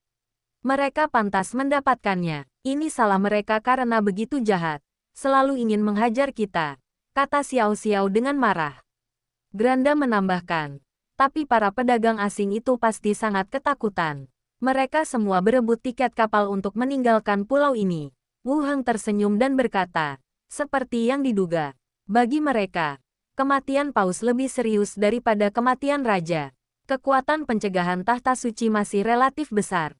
Peringatan yang dikeluarkan kepada karavan sebelumnya memaksa karavan yang sebelumnya bekerja sama dengan Treasure Island untuk berhenti berani mendekati Treasure Island. Sekarang setelah paus meninggal, situasinya bahkan lebih serius. Glenda mendesah pelan. Kasihan kota hiburan ini. Padahal dibangun dengan sangat baik. Tapi jarang ada yang datang. Tidak apa-apa, penduduk di pulau itu juga boleh pergi ke sana. Sedangkan untuk orang-orang dari tempat lain, kalau tidak ada perkembangan apapun, mereka akan kembali, kata Wu Heng santai. Ia tidak terlalu khawatir dengan masalah ini. Benar sekali, Glenda mengangguk. Wu Heng mengarahkan pandangannya ke wanita hantu di belakangnya.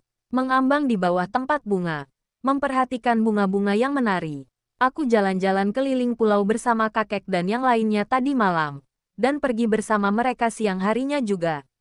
Sepertinya mereka tidak berniat kabur. Nyonya, bagaimana perasaan Anda tentang pulau ini? Wanita hantu itu mendengus dingin. Biasanya, itu hanya hal-hal untuk bersenang-senang dan kenikmatan, dan tidak membantu dalam peningkatan. Bukan begitu, menikmati hidup bukan berarti membuang-buang waktu. Hidup ini lebih dari sekadar naik level, bantah Wu Heng. Mata kecilnya berbinar. Wow, aku akan mengatakan hal yang sama kepada ibuku lain kali. Ratu berkata. Kalau begitu, kamu meningkatkannya begitu cepat. Wu Heng mengangkat bahu. Tidak ada yang bisa kulakukan. Selalu ada orang yang ingin membunuhku. Jika aku tidak berkembang lebih cepat, aku pasti sudah mati sejak lama. Sang ratu mendengus dingin dan memalingkan kepalanya. Pada saat ini, Philippa berjalan keluar gedung. Wu Heng, saatnya mengubah mayat. Wu Heng berdiri, mengibaskan dedaunan yang berguguran di tubuhnya, dan berkata, Philippa dan aku akan pergi melihat jenazah tahta suci yang kami bawa pulang. Kalian bisa bersenang-senang sendiri. Oke, jawab Xiao Xiao. Keempat hantu itu terbang langsung kembali ke ruang belajar di lantai atas. Berjalan mendekati Philippa. Ayo pergi. Kenapa aku melihat 4 hantu tadi? Apa ada hantu baru? Atau ada hantu lain yang menyelinap masuk? Philippa melihat ke posisi sebelumnya lagi. Tawanan hantu. Nanti kuceritakan lagi. Wu Heng merangkul bahunya. Philippa berkata, mayatnya ada di gudang di Port 2. Wu Heng mengangguk dan melepaskan mantra teleportasi. Dan mereka berdua menghilang. Pintu gudang terbuka dan bau darah yang menyengat menusuk wajahku. Di dalam gudang yang remang-remang dan dingin itu, lebih dari 100 mayat tersusun rapi di tanah. Semuanya mengenakan seragam pendeta Vatikan. Ini adalah mayat-mayat yang diselamatkan setelah Philippa menenggelamkan armada. Cepat berubah, kata Philippa sambil menutup hidungnya. Wu Heng melepaskan teknik mansion dan berkata kepada mereka yang ada di dalam, keluarlah. 4 sosok berjalan keluar. Makhluk bermuka 2 itu sedikit mengejutkan. Dengan Shining kehilangan kedua lengannya dan tanduk kumbang ikoniknya patah di tengah. Tiao Tiao mengalami patah tangan dan kaki, sehingga ia berjalan dengan cara melompat-lompat. 2 yang terakhir adalah kerangka yang dibawa ke sini oleh petugas koroner. Wu Heng menatap Philippa dan berkata, tunggu aku di pintu dulu. Lingkungan di sini tidak bagus. Cih, aku sudah melihat semuanya, kata Philippa dengan nada meremehkan. Lalu mundur ke posisi dekat pintu. Wu Heng melangkah masuk ke dalam gudang dan melirik mayat-mayat yang tersusun rapi. Ada beberapa mayat yang tidak terlalu lengkap dan hancur berkeping-keping, hampir tidak dapat membentuk wujud manusia. Berjalan ke posisi di dalam, Wu Heng melihat sosok yang mengenakan jubah uskup. Ini peri, tubuh ini dibedah dan organ-organ dalamnya dimasukkan ke dalam toples organ. Kedua pemeriksa mayat itu mengangguk. Mengangkat mayat itu ke samping, dan mulai membedahnya dengan terampil, lalu menaruhnya dalam toples organ. Setelah pembedahan selesai, Wu Heng melintas dan melompat ke kerangka itu dan melepaskan transplantasi tulang. Carilah bagian yang tepat untukmu. Kedua kerangka itu segera bertindak. dengan ahli melepaskan bagian-bagian tubuh dan menempelkannya ke tubuh mereka sendiri. Tak lama kemudian, kerangka tersebut menyelesaikan transplantasi di lokasi yang tepat. Secara keseluruhan, ketebalan dan warna tulang baru sedikit berbeda dari yang asli. Tetapi itu bukan masalah besar dan akan berubah secara bertahap. Apa yang harus kita lakukan dengan tanduk yang mengilap itu? Tanya Philippa. Bagaimana kalau kita tanam tanduk sapi? Tanduk sapi juga tidak cocok. Wu Heng melirik Sanshan. Kalau begitu, mintalah seorang pandai besi untuk membuatnya dari logam dan mengukir beberapa pola di atasnya. Benda itu akan menyala dan bergemuruh ketika mengenai seseorang, pikir Philippa dalam hati. Akan lebih baik jika aku mengecatnya merah, seperti burung beoku. Wu Heng mengangkat alisnya. Aku perhatikan pikiranmu semakin selaras dengan Xiao Xiao. Apa itu sinkronisasi frekuensi? Idenya sama saja. Apakah Xiao Xiao juga harus menyetrikanya? Philippa mengangkat alisnya. Maksudku, kedua ide kalian itu tidak terduga, kata Wu Heng sambil tersenyum. Philippa tercengang. Kamu seperti anak kecil saja. Wu Heng berhenti bercanda dengannya dan mengangkat tangannya untuk melepaskan Battlefield of the Dead, menyebabkan semua mayat bergetar dan berdiri pada saat yang bersamaan. Bersihkan gudang dan bersihkan sedikit. Kerangka yang baru berubah itu mulai membersihkan, memilah kain perca dan daging busuk ke dalam kategori berbeda.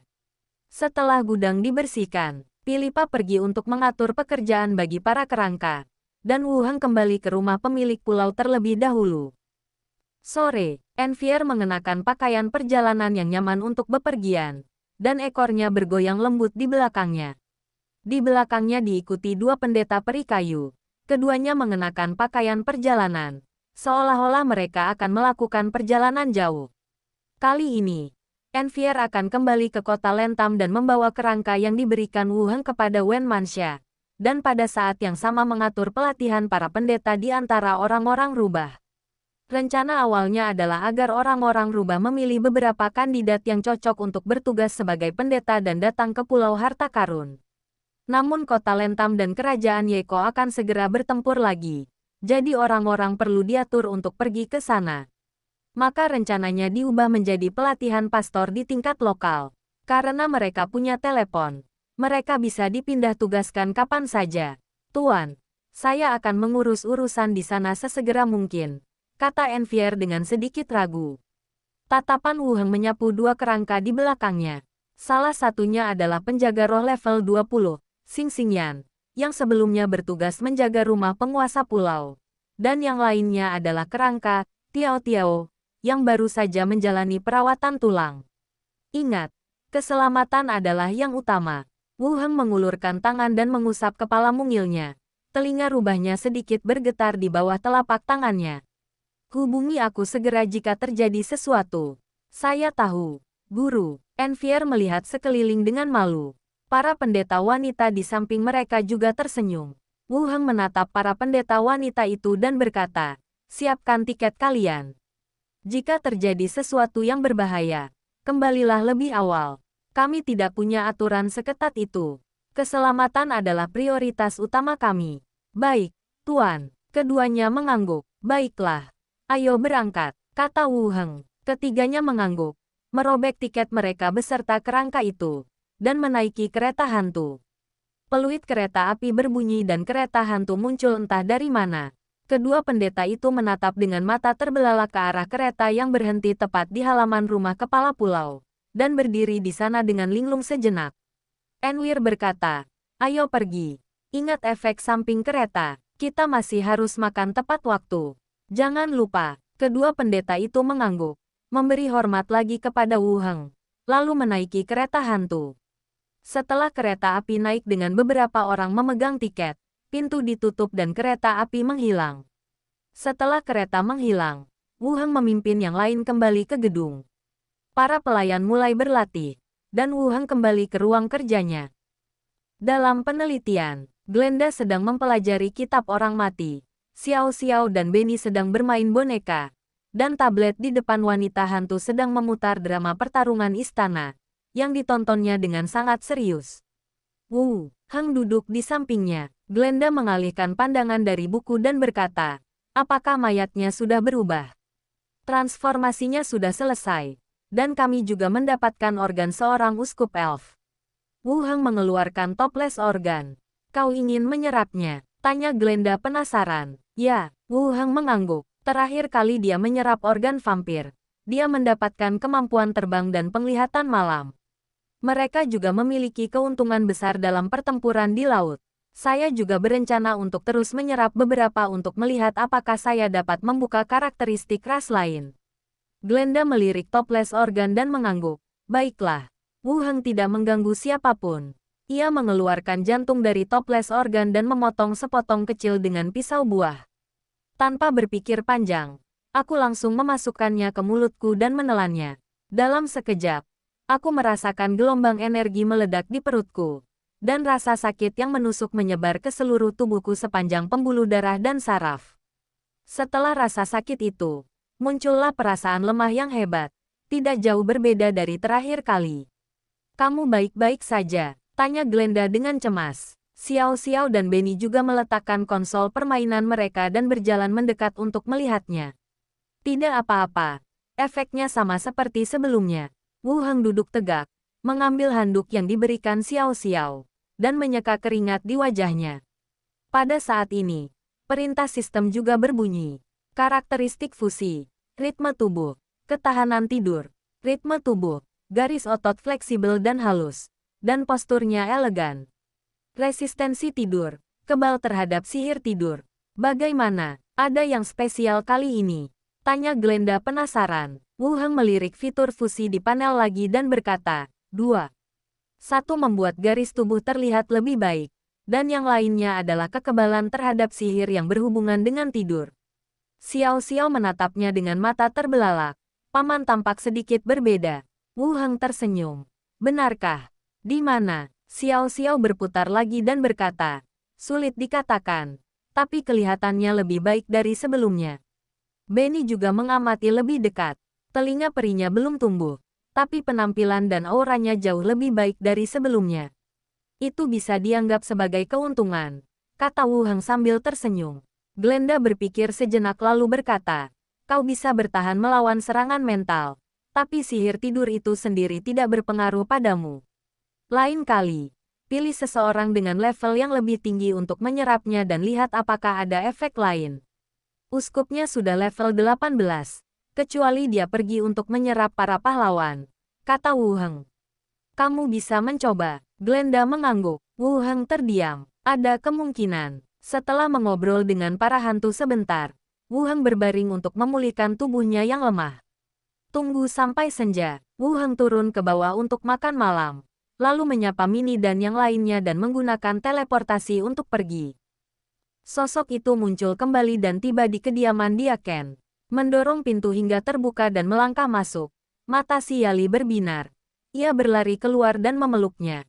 Aku rasa kau bisa dipercaya. Kalau tidak, aku akan membawa si Lagui ke rumah Tuan Pulau hari ini.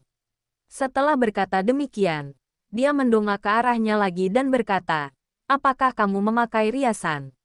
Saya sudah dewasa. Mengapa saya harus memakai riasan?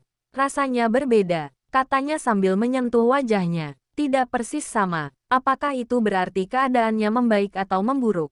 Tanya Wu Heng. Kamu jadi lebih cantik. Si Yali meringkuk dalam pelukannya. Si Lagui keluar dari ruangan dan berkata, jarang sekali kamu menepati janjimu. Kau bicara seolah aku berbohong padamu.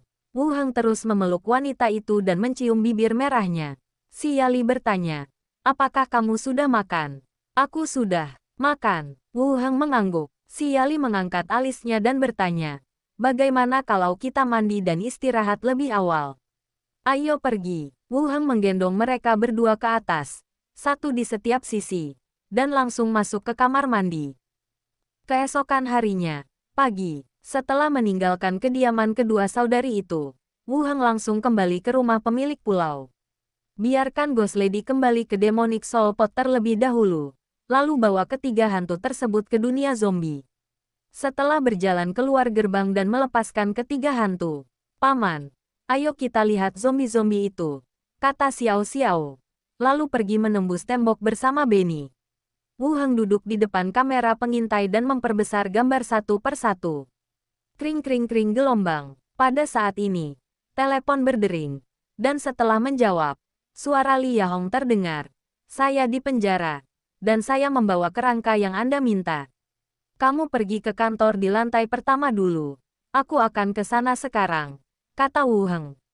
Baiklah, jawab Li Yahong. Dan mereka berdua menutup telepon. Glenda bertanya, apakah Li Yahong ada di sini? Ya, aku membawa tengkorak paus. Wu Heng berdiri dan berjalan menuju pintu. Berjalan ke lantai pertama dan melewati pintu kaca. Saya melihat mobil bisnis terparkir di pintu. Wu Heng melangkah ke ruangan berikutnya dan melihat Li Yahong mengenakan jaket hitam. Duduk di kursi sambil menunggu. Sementara AC-nya mengeluarkan udara panas. Di samping Li Yahong, ada kerangka berdiri. Dia mengenakan jubah panjang dan meletakkan tangannya di belakang punggungnya. Tampak seperti seorang pemimpin dari suatu tempat. Penyihir roh level 20. Skeleton paus sebelumnya telah mencapai level 20.